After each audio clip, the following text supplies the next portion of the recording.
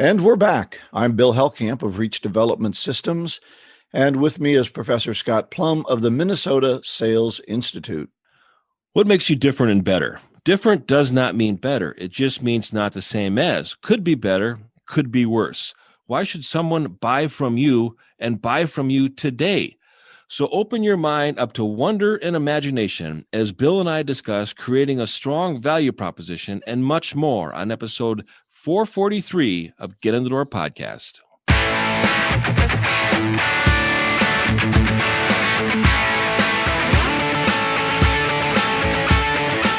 Well, Scott, I'm really looking forward to the discussion about a value proposition. I think that's really crucial for salespeople to make sure that they understand that value that they're bringing to the client. But before we start that, we have our book club, and we are into chapter 1 of Psycho-Cybernetics by Dr. Maxwell Maltz, The Self-Image, Your Key to a Better Life. And I know this is an important topic to you, Scott. You said that this book brought back a lot of memories of where some of your core beliefs come from. Definitely. And what I've been sharing with others. So I'm glad that I didn't just make it up. It's really grounded in a foundation of truth. Based in psychology and science, right? I don't always, have a real accurate bibliography when I'm doing a program, but it's like reassuring and reaffirming that that's right. It is founded in truth. And this is, this first chapter on self-image, I really found very valuable for me because work has slowed down. Because of the pandemic. Obviously, there's not a lot of classes. There's not a lot of people gathering. There's more stuff that's online. So I really love facilitating an active discussion. I really love it when people push back on certain content. And I love to really facilitate a sales team moving forward. And sometimes when we move forward, we have to throw out what we're not going to carry anymore and replace it with something that's new and better. And the self-image of not working can cause some people to feel like they're not contributing to the society or the culture or the profession, and they just start to feel helpless, which then leads to hopeless, and then a medical diagnosis of depression sets in shortly thereafter. So we really have to be cautious of the slippery slope that we get on when we start feeling helpless and then hopeless. And well, the key to this chapter is improve your self-image to improve your life, to improve your results. And what I like is he gives a lot of examples of people who failed in one moment, and then something changed because they succeeded greatly at the same thing, maybe the next year, next time they took a test, next time they tried it, their results were different. And so what made the difference for them? And obviously his answer is going to be that self-image and how we can change that self-image. Definitely. And I think I said this on the last podcast, and I want to repeat it and again, reaffirm it, is that we can never outperform a negative self-image. And one of the things that I think that is important about this chapter, and this is right out of the book, he says the self-image becomes a golden key to living a better life because of two important discoveries. Number one, all your actions, feelings, behaviors, even your abilities are always consistent with this self-image. And number two, this self-image can be changed. Right. And I think that's the key, isn't it? Is that it is. Certainly as instructors, as trainers, you and I have built our careers around the belief that people can change their self-image, their capacity, their activities in order to get this better life that he talks about. And if we've all heard the thing, you can't teach an old dog new tricks. Well, if I believe that, I certainly couldn't do what I do every day. So we have to believe that there can be changes to who we are, and therefore our self-image can change and then change our lives. And I don't think another important point that he brought up is that most of these beliefs about ourselves have unconsciously been formed from our past experiences, our successes, our failures, our humiliations, our triumphs, and the way other people have reacted to us, especially in our early childhood. Oh, absolutely. And I really believe that our experiences determine our beliefs. Beliefs give us the behaviors give us the outcome and the results. And there's really, I think, two very important beliefs that salespeople struggle with. Is number one, they have a high need for approval. They want to be liked and they sacrifice being respected.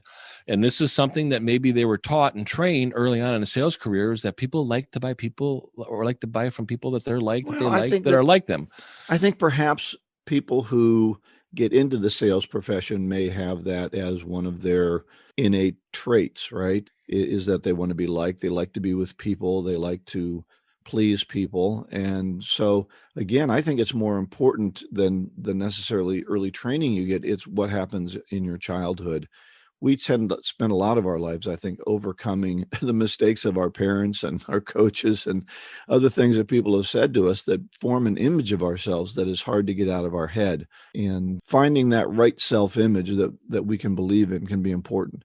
Do you think that self-image can go too far the other way, that we can think we're all that in a bag of chips? Yeah, well, I think there's arrogance, and arrogance is what I don't know is not important. And we can also become ignorant. And ignorant is, I don't feel I need to know anything more. And that's a real challenge with some folks when they get into a business or a profession with a mindset of being ignorant. And maybe they have a mindset of going, well, I went to college, and it's my college's obligation to teach me everything that I need to know. Right. And I never read graduated another from college. book after college. Yeah. And I went to college, so I now know everything. Right. And it's like, wow. I mean, there's no wonder or curiosity that there's anything out there that you're not familiar with. And I think when it comes to learning, and they're making some assumption that people in college actually knew what they were talking about. Right. Which I'm seeing less and less evidence of.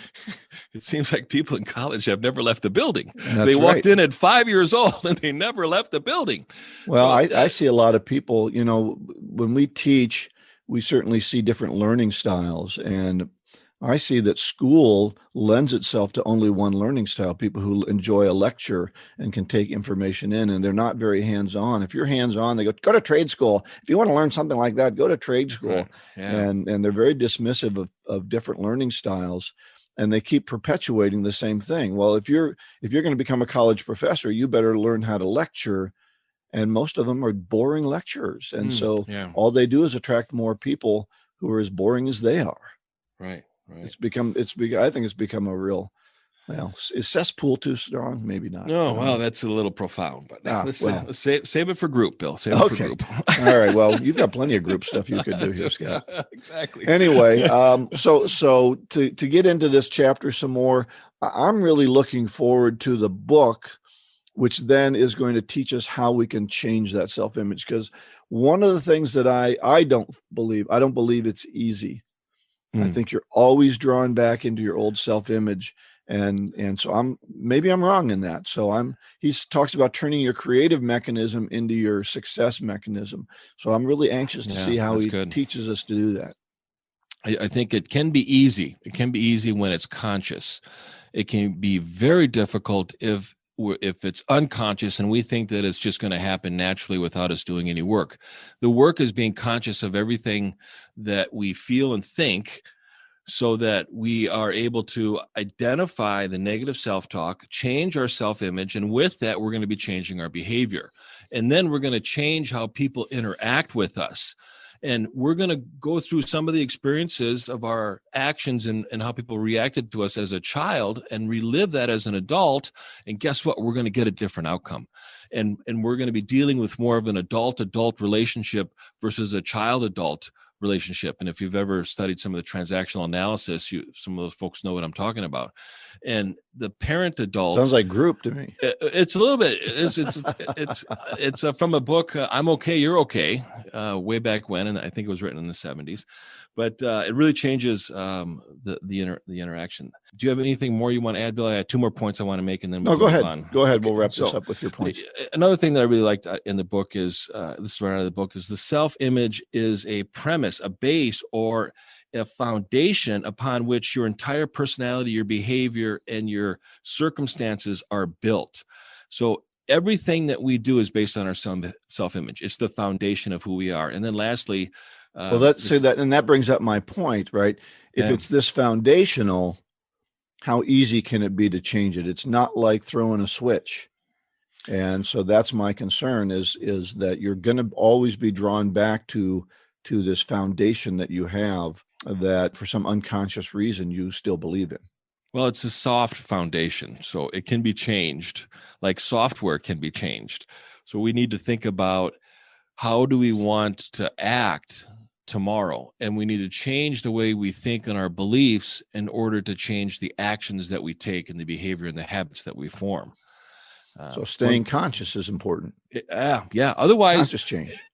And when we're conscious, it's going to be easier. When we're unconscious or subconscious, it's going to be more difficult, because we're not going to be getting the response that we want from others based on who the new you is. All right. And so what's your last point? Today, I am more convinced than ever that what each of us wants deep down is more life. To the degree that we deny the gift of life, we embrace death. And we're either becoming living better, or we're starting to slip into dying better. Yeah. Well, I certainly believe that achievement, growth, those are all difficult things that we need to kind of, it's a swimming upstream idea. If we just want to float down, we're going to get ended up dumped at the lowest point. Mm-hmm. But if we wanted to achieve, we have to go against the current. And part of that current is that foundation, or that self-image that we have, that needs to be changed. So true. Cool. All right. Well, we do have one more free book left after this one. So go to getinthedoorpodcast.com to sign up for our book giveaway, or go to LinkedIn and link in with either Scott or I, or both of us. The book we're giving away is Breaking the Rules, 111 Tips for Selling Value in the Area of Procurement. And this week's winner is Melba Otero, and she's from Texas Way. A lot of people moving to Texas these days. Yeah, they are. So I'd encourage you to sign up for this book. As I said, we have one more. So next week will be our last opportunity to be in this book drawing. This segment of Get in the Door podcast has been brought to you by The Art of Prospecting, your guide to getting in the door, by Steve Kloida. Steve Kloida was known internationally for increasing salespeople's ability to make solid appointments with qualified prospects. You too can learn this essential skill by ordering a copy of his superb book, The Art of Prospecting, your guide to getting in the door. In this book, Steve shares the top strategies and tactics he has developed, implemented, and personally tested with more than 1 million sales and prospecting calls. You can get his book on the website, theprospectingexpert.com. In addition, check out his other great online resources. Instant Sales Coaching, which will guide you through 5 online success modules. A guided prospecting process entitled Call Reluctance Transformer, and the Magnetic Selling Strategies Workbook, a detailed step-by-step guide to increasing your sales. Get any of these valuable resources at theprospectingexpert.com. So our topic today is on creating a strong value proposition. And this is one of the 3 areas, Bill, in my experience of working with companies, that is really underdeveloped. And the top 3 areas that I see in companies is, number one, the salespeople do not understand the problems that they solve. They're so focused on the solution that they do not understand the problems that they solve. So when they go out hunting, they bring back stuff that they're not hunting for. The next thing is, salespeople do not know the perfect prospect. Give me 3 attributes that make up a perfect fit. And the third one is an undefined value proposition. They don't understand the value that they bring to the marketplace and why somebody should buy from them today. And there's a few things that go into making up a value proposition. Obviously, this is, in some cases could be a 2-day event of describing a value proposition. And Bill and I just want to share with you some of the attributes that make up the value proposition that you're going to have to do some homework on. You're really going to have to think about it. But we're going to bring up the topics and the questions, and then you decide how you want to answer them. And then at the end, you can define what your value proposition is. And hopefully you'll get your whole team together. It's much easier if you can do this in a group led by, your sales manager, bring marketing into the opportunity. One of the challenges I see with the value proposition is that marketing and sales don't have the same value proposition that they're out talking about in the marketplace. So It can be very difficult if there's not unity there. Marketing is talking to one person in one way, and you're out selling to a different person in a different way. And then you get a lead, and you have no idea what marketing said to them, so you don't know how to approach them. And you approach them in your own way, and they're confused. Why are you talking to me about this? This isn't what I see as the value. Bring the group together, have this conversation, because as Scott said, this is very important. And you'll find things that you'll discover things that you didn't realize about your value proposition that other salespeople and marketing might be doing that can help you tremendously.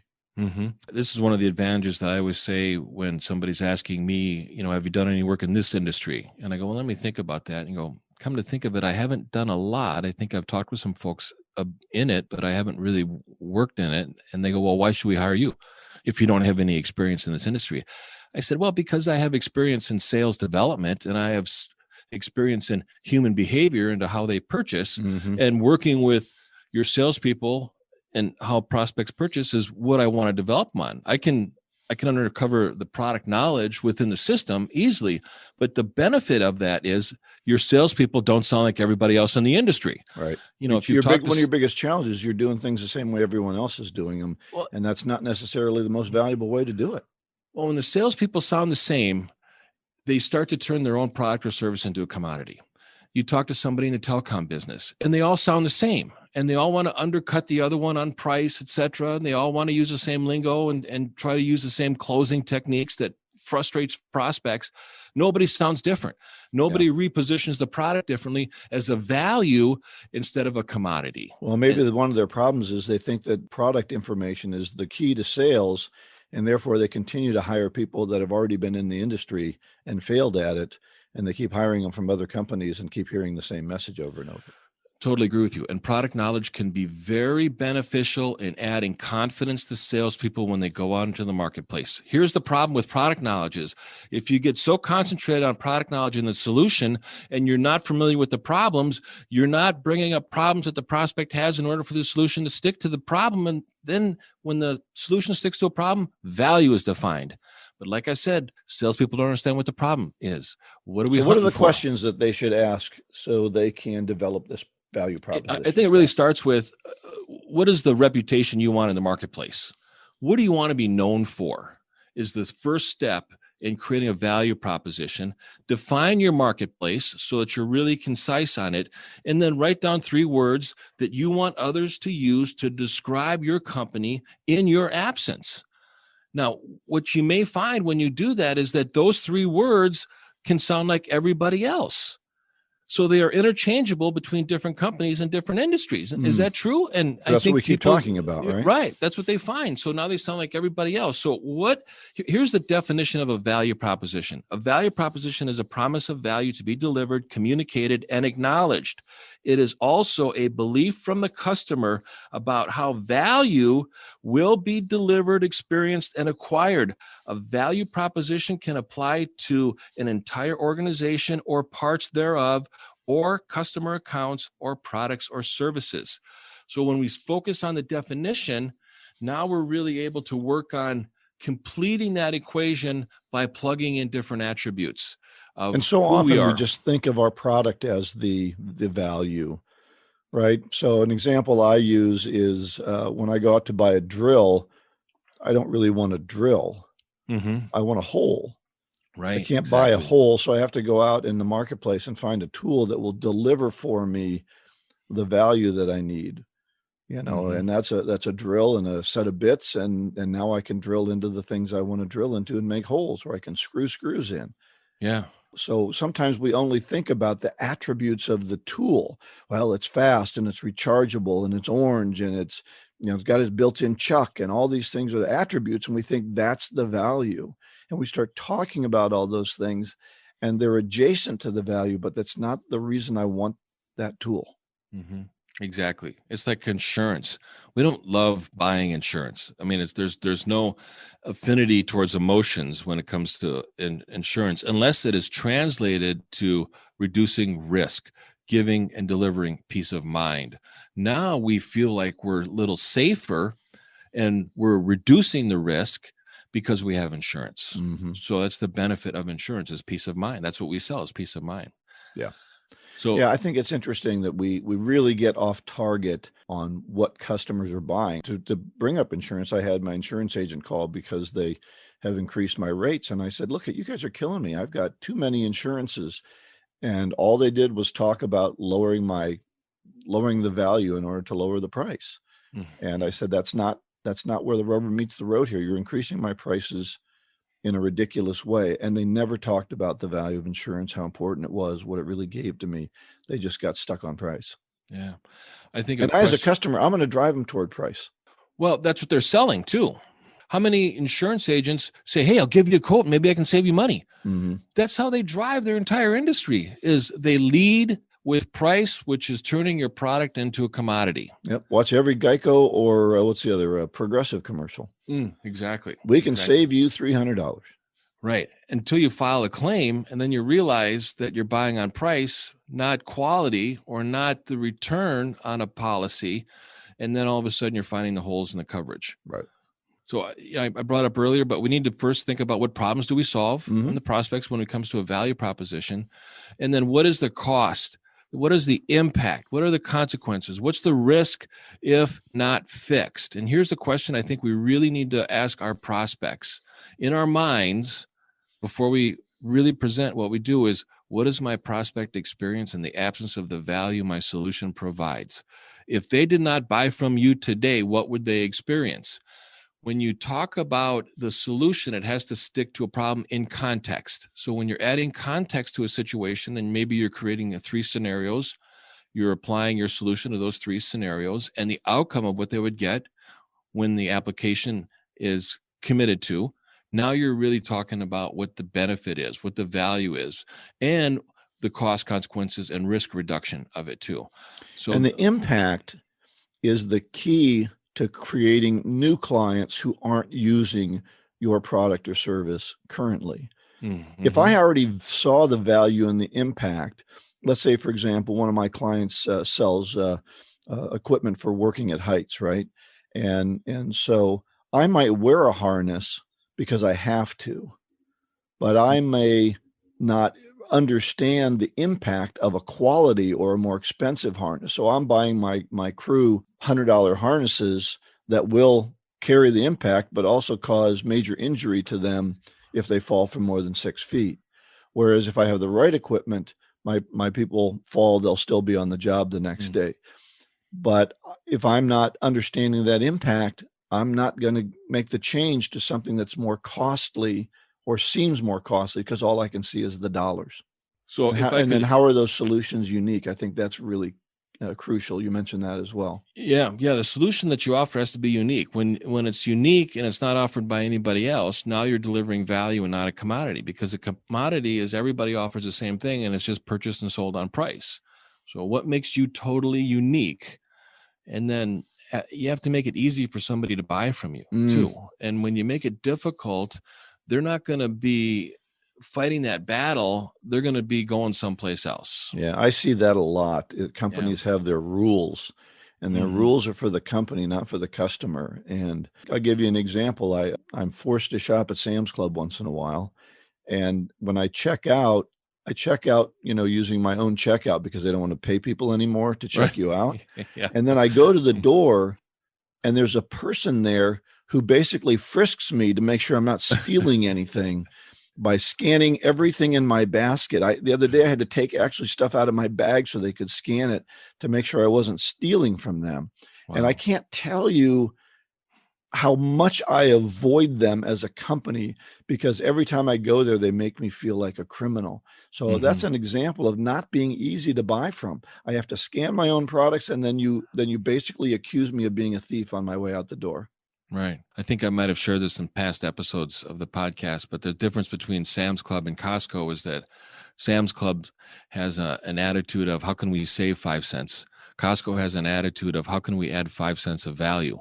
And how can we add more and keep the price down, versus how can we cut the price and save money without delivering more value? It's a real difference between the two. If I could just close with the value proposition that I have for me and my business, and hopefully it answers everything that we've talked about. And you can use it as an example. And my value proposition is business owners invite me into their company to work with their salespeople that are experiencing long sales cycles, low closing ratios, and shortage of closed sales.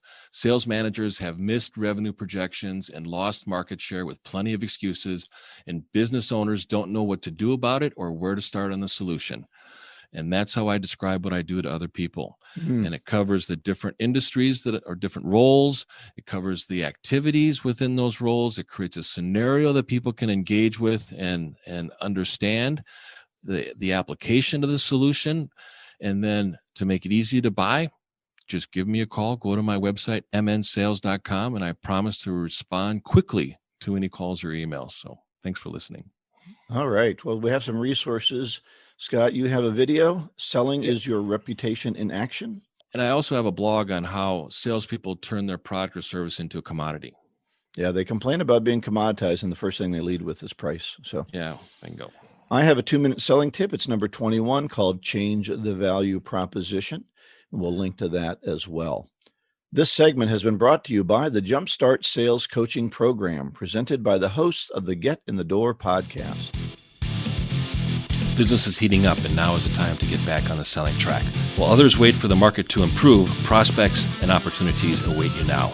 Perhaps you want to be more productive on your prospecting, or you'd like to increase your closing percentage. Maybe having meetings online is not as comfortable as being in person. Sales reps are telling us they need some honest accountability and skill development to rise above the competition. Whatever your reason, this is the perfect time to engage with an experienced sales coach. That is why the host of Get in the Door podcast, Professor Scott Plum and Bill Hellkamp, have developed the Jumpstart Sales Coaching Program. For only $495, you can receive personal coaching from the same sales professionals you enjoy on this podcast. It all starts with a discussion to give us your insights into your specific goals, challenges, needs, and motivation. After your 1-hour online session to jumpstart your coaching process, you will receive 5 more half-hour individual coaching sessions to enable you to make improvements over time and create new habits. Most salespeople make their money back with just one sale. Go to getinthedoorpodcast.com to contact Bill or Scott about the Jumpstart Sales Coaching Program. Do you believe you deserve better results? Now is the time to invest in yourself and invest in your future. So as we wrap up today, we have our golden nugget, and this is from Laura Stack, who's CEO of the Productivity Pro. True productivity comes from allowing yourself to make mistakes. Do so, and you'll succeed more often than any 10 perfectionists. Wow. Seems like we learn a lot from our mistakes and not successes. And I think too often people are just afraid to fail. And the best thing to do is fail, because we do learn more from failures than successes. Well, it reminds me of that listener question we had last week who said, yeah, I'm challenged when I get on a sales call. I don't do it well, but I don't do very many of them, so that's good. And I thought, well, that's probably why you're not good at them. You don't do enough of them. You haven't failed enough. And when you fail, you tell yourself you're not going to do it again, instead of, okay, I learned what not to do that time.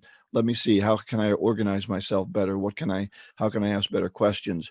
You just are allowing failure to stop you from doing the thing you need to do, which is to go out and have those conversations. So fail till you start to succeed, and you'll have a better chance of success. So as we close, you can get all of the information that Bill and I talked about at getinthedoorpodcast.com. Again, fill out the form, enter the drawing. If you're interested in the Quick Start Sales Coaching Program, let us know. We'll get back to you. And next week, we are going to work on Chapter 2 of Psycho-Cybernetics by Dr. Maxwell Maltz. So if you haven't started reading it, get your copy now. Get started on that. And we have a guest with us next week, Joanne Funch, and she is a LinkedIn expert, and her topic is LinkedIn, your 24/7 sales tool. Go out and get better, one skill at a time. Joyful selling.